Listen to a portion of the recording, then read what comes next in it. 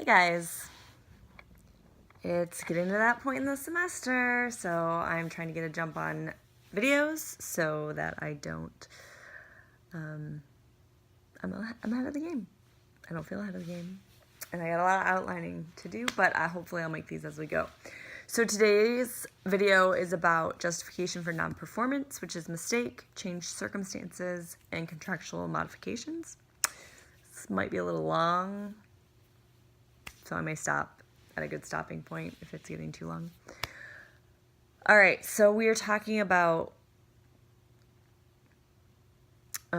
defenses against contract enforcement. So when a contract isn't enforced, they say yes, but.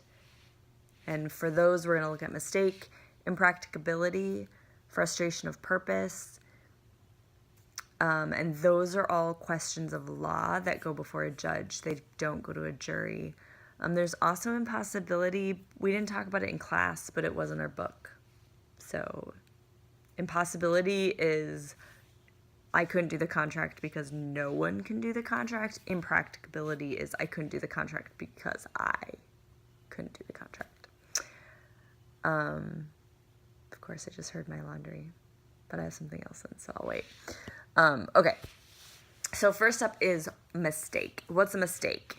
151 says a mistake is a belief that is not in accord with the facts and the changes have occurred since the contract was made or have just been brought to light. So this was the case about the sump pump, which was too small for the multi-person dwelling that had been bought for that very purpose.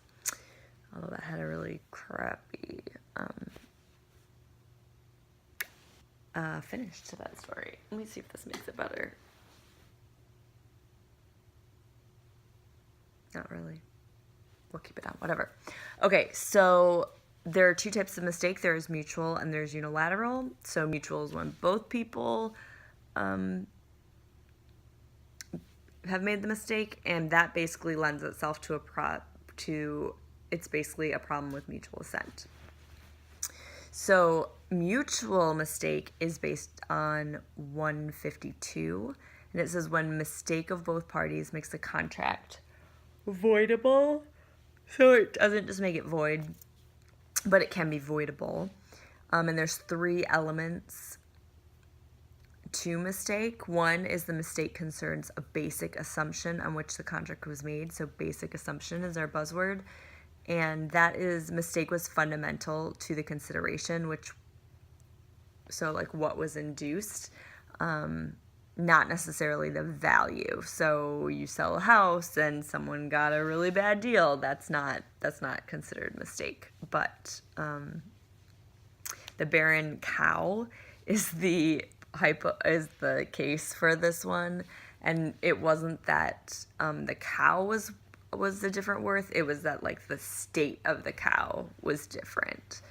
One was barren, they sold it as barren, and it was not, and therefore it was mutual mistake. So if both parties want to do it, that's fine. It doesn't void the contract, but it does make it voidable. So if both parties say like, hey, this isn't what we didn't meet this, there was no mutual assent to that, that's when we'll come into play.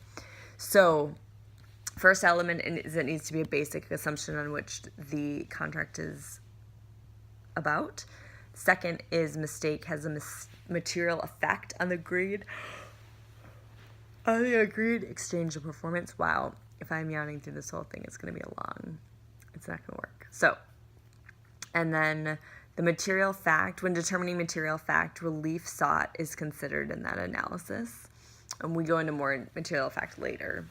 And then 3, the party seeking avoidance must not bear the risk of the mistake. So if they specifically put in their contract that they were going to bear the risk, it's going to be a no-go.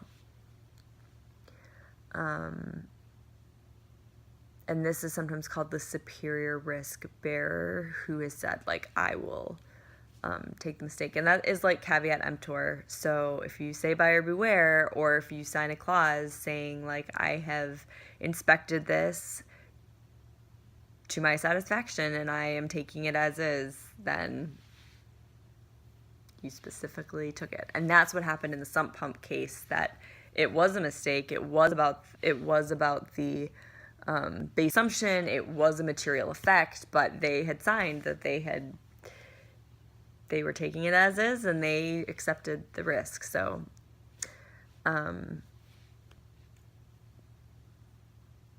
he is aware at the time so another part of this not bear the risk is the time. Okay, the risk is allocated to him by the court. The court can say that they have the risk too, but if it's in the contract or they specifically waived the risk, then okay. So then that's mutual mistake. That's pretty easy. Then we have unilateral mistake, which is a little longer, and this is made by one party, hence the unilateral. And there's generally relief will not be granted if only one party of the contract makes a mistake. But 153 says when a mistake of one party makes the contract voidable. So again, not void, voidable. Obviously, because you only have one party who wants it. So, and this one is also, it needs to be a basic assumption of a material fact.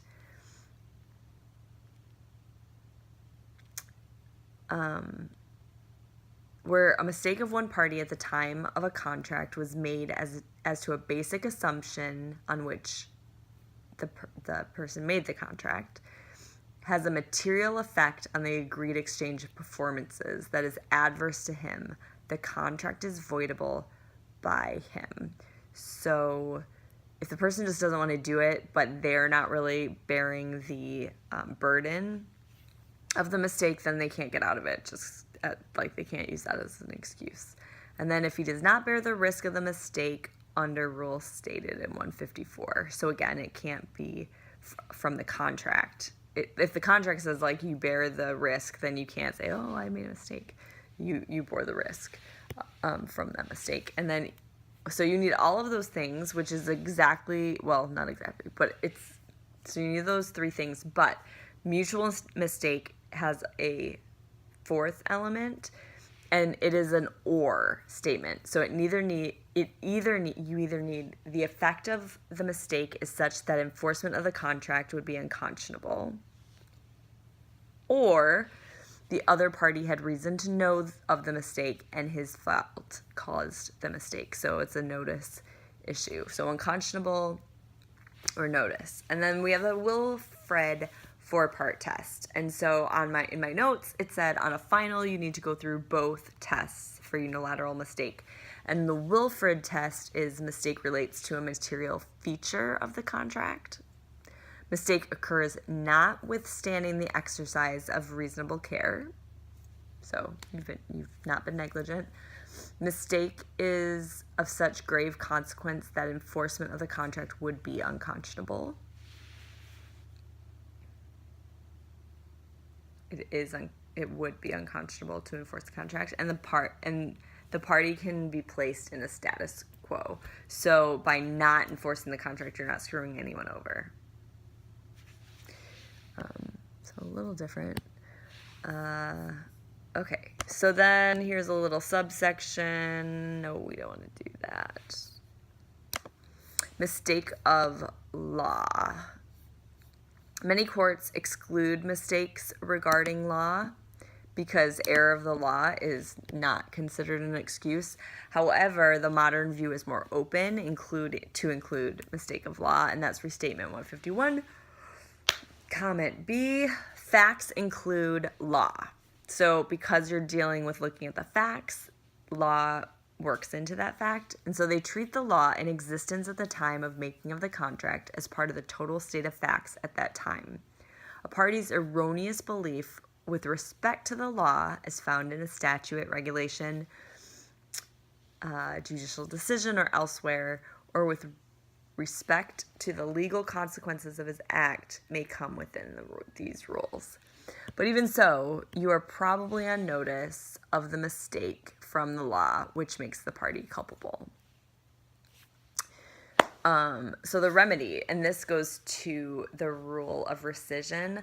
A contract may be rescinded because of mutual misapprehension of the parties, but this remedy is only granted at the sound discretion of the court. So the court will try to return each party to the position they were in before the contract. So they might reform the contract in a way to do that, or it might be restitution. The court may just try to rectify the situation, which would be the reformation. So the hypo for this is 100 acres was the agreed upon land to sell, but there were only 90, so the court may reduce the price by 10% and not implode the whole deal.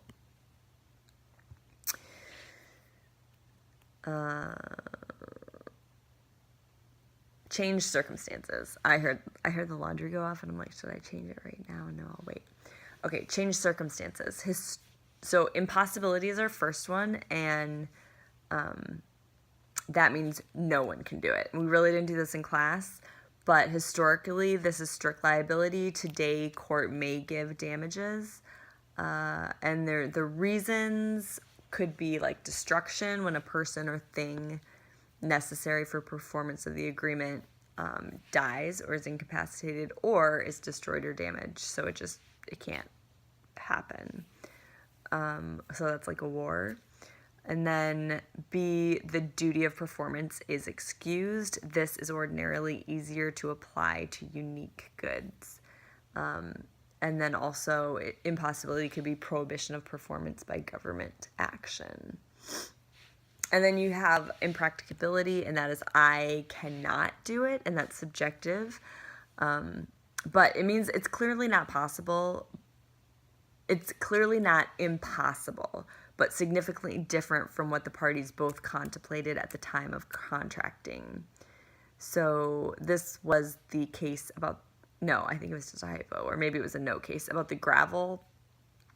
And the company said, well, we will get all of our gravel from this other company. And they got all the gravel. They took all of the gravel from that company, and they still needed more.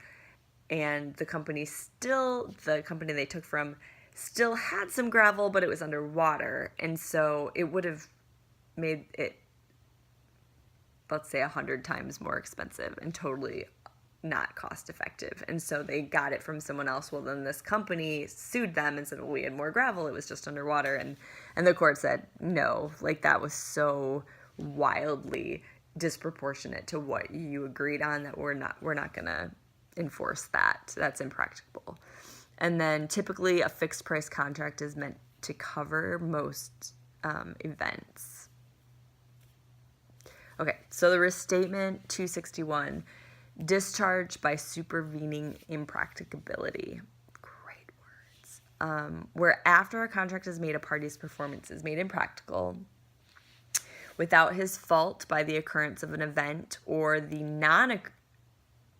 occurrence of event, the non-event of which was the basic assumption of the contract that was made. So basically, like, Helfand's hypo was, I'm gonna sell you apples, but my apple orchard was invaded by aliens who only eat apples, and now I don't have any. Like, that was not, no matter how great you are at coming up with things for a contract to protect you against, you probably didn't have that caveat in there. So this would make it impractical. But it was also not my fault. And that's later. So that was not the world in which we made this contract. So we couldn't plan for that. And then his duty to render that performance is discharged unless language or the circumstances indicate the contrary. So once again, don't assume risks that you don't know about. What type of event makes performances impracticable? So our book says, or comment duty of the restatement says, a shortage of raw materials or supplies due to war, embargo, local crop failure, unforeseen shutdown of major sources of supply, or the like, which either causes a marked increase in cost or prevents performance altogether that might bring the case within the rule stated in this section. And then, however, impracticability means more than impracticality. So a mere change in the degree of difficulty or expense due to such causes is that cause increased wages, prices of raw materials, costs of construction go up, unless well beyond the normal range, like in our gravel situation. Does not amount to impracticability, since it is a sort of risk that fixed price contracts are intended to cover. So we kind of said that already. Must the occurrence be foreseeable? That's a question. Or if the event is foreseeable, does that mean the party seeking relief bore the risk? I'm glad you asked. Restatement 261 says a commercial practice under which a party might be expected to insure or otherwise secure himself against the risk also militates against shifting it to the other party.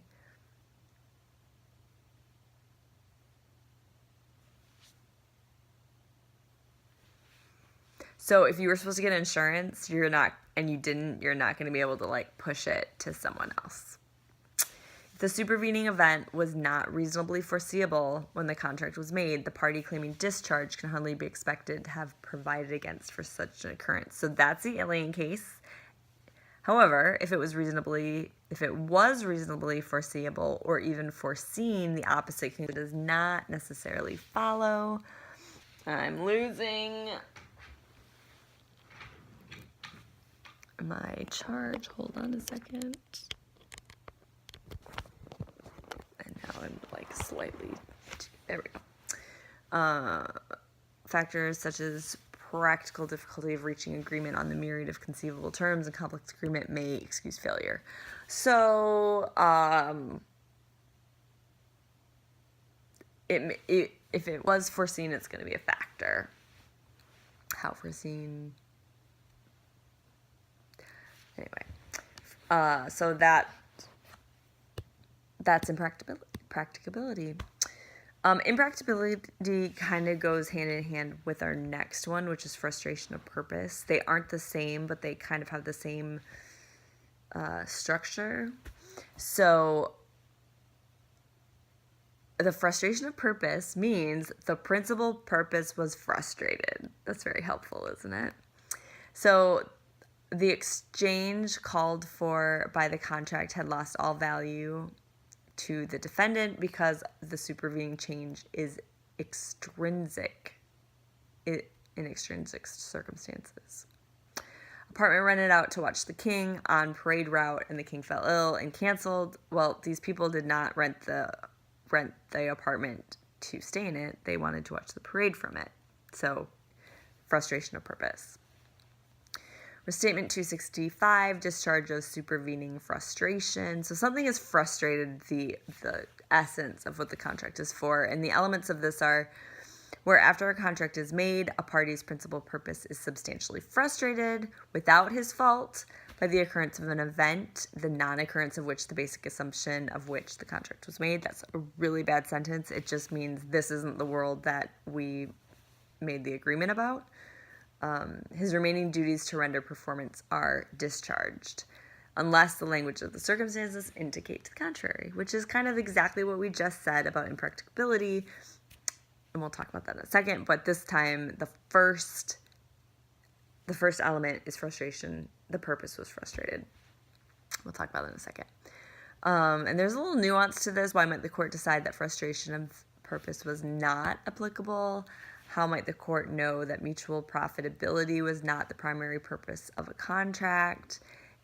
So really we need to look at the text of the contract to determine the primary purpose. Why was the contract established? And it's not going to be for profit, because that would mean pretty much every contract known to man. So they're not going to go for that. We had a case. I don't remember what it was. I'm going to write it down. Anyway, okay, so when you merge impracticability, so how are you going to figure out, is it impracticability or is it frustration of purpose? And so the first element you're really looking at was the performance made impracticable, or was the principal purpose frustrated? So, I can't fulfill it because of all of these factors, or these factors have just flipped on its, we were going to the apartment to watch the king, and now the king isn't coming. And then because the occurrence of the event was not the world in which we bargained for, it was not their fault, and the party C really did not bear the risk.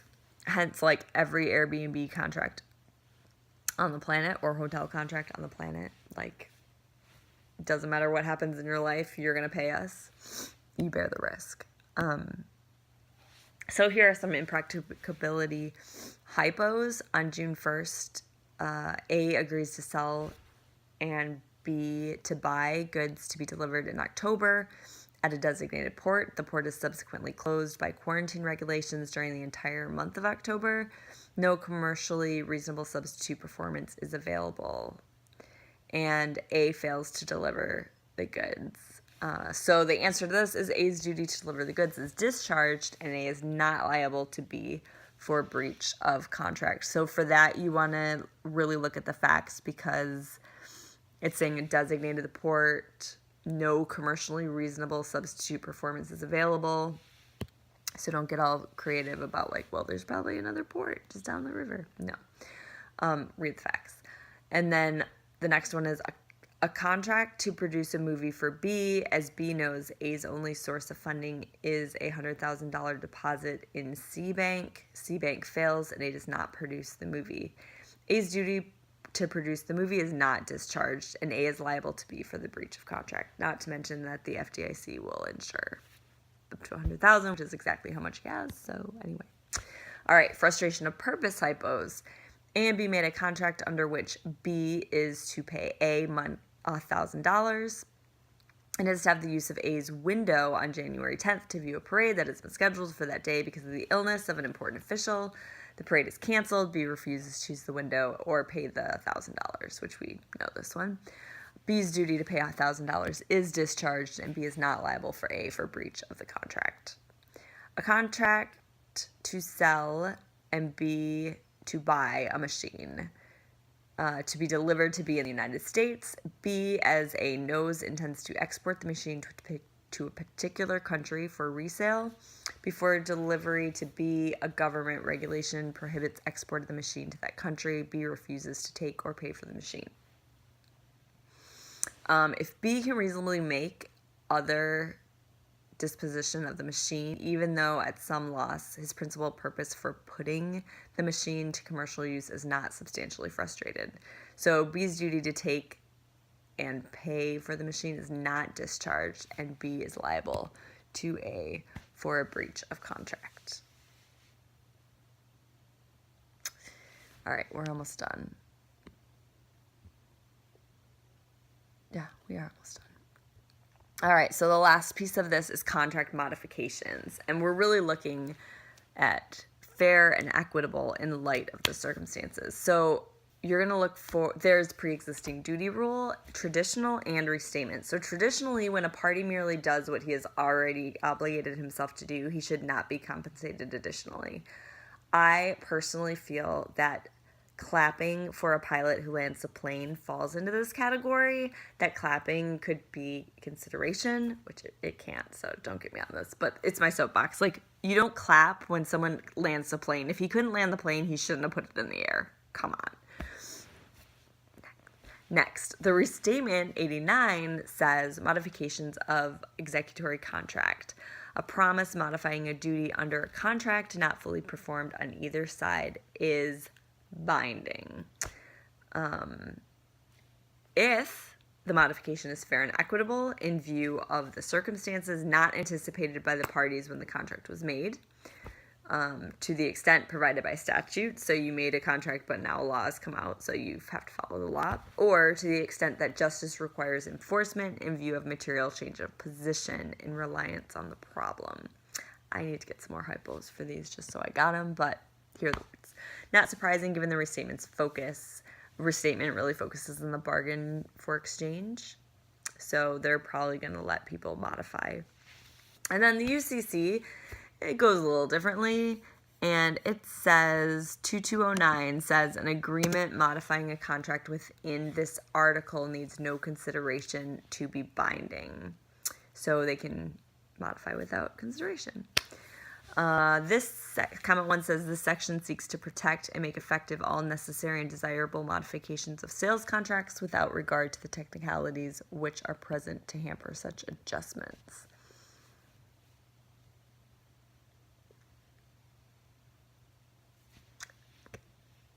But there needs to be good faith. Modifications made thereunder must meet the test of good faith imposed by this act. So the UCC has a test, and it says observance of reasonable commercial standards of fair dealing in the trade, and may in some situations require an objectively demonstrable reason for seeking the modification. So it's got to be pretty concrete. But such matters as a market shift, which make performance come to involve a loss, may provide such a reason, even though there is no such unforeseen difficulty as would make one legal excuse for performance. That is convoluted. Not really sure what that means. I'm going to ask. But that's good faith. Bad faith, though, the effective use of bad faith to escape performance on the original contract terms is barred. So if you sought a modification on bad faith, not going to work. The extortion of a modification without legitimate commercial reason is ineffective as a violation of the duty of good faith, nor can a mere technical consideration support a modification made in bad faith. Then we have economic duress, which sounds like whatever the person just commented. We're going to delete that. Economic duress. A contract is voidable if a party's manifestation of assent is induced by an improper threat by another party that leaves the victim no alternative. Wrongful, lawful, and untortious are fine. So it used to be that you had to have a wrongful act, but you don't anymore with economic duress. So wrongful or improper threat. So here are the elements. Wrongful or improper threat, circumstances permitted no other alternative. The threat actually induces the making of the contract. Such circumstances were the result of coercive acts of the other party, and some courts have held that a party agreeing to an assertedly coerced modification have a duty to make plain that it is acting under protest. So the Alaska fisherman case, he specifically said, I don't have the authority to make this change with you. I can't do this. And so that's what they ruled, that it was coercive and he was able to get out of the duty.